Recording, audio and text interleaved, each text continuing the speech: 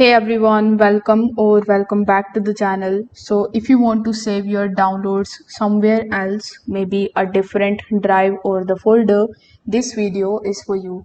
In today's tutorial, I will show you exactly how to change the default download location in Windows 11 quickly and easily. So without further delay, let's get straight into it. First of all, you need to click on the start menu here in the bottom, then come in your settings. Now once you are here in the settings of your Windows 11, you need to hover over to the left hand section and click on system. In your system, you will see bunch of different options like display, sound, notifications, focus, etc. So among these, simply click on the storage option and wait for some time until it shows you further options here.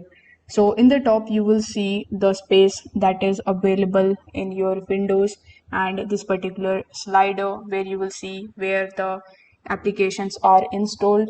So here, in order to change the path, you need to scroll down and click on the option of additional storage settings. Here in additional storage settings, we have the option of where new content is saved. So you need to simply click on it.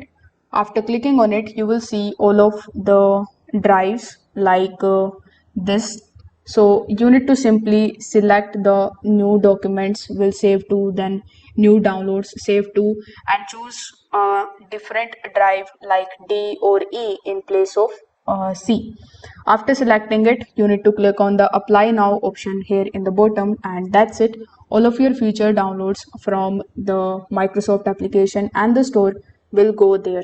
If this video helped you out, make sure that you like this video and subscribe to the channel. Comment below if you want to help organizing your storage, etc. Thanks for watching. Bye.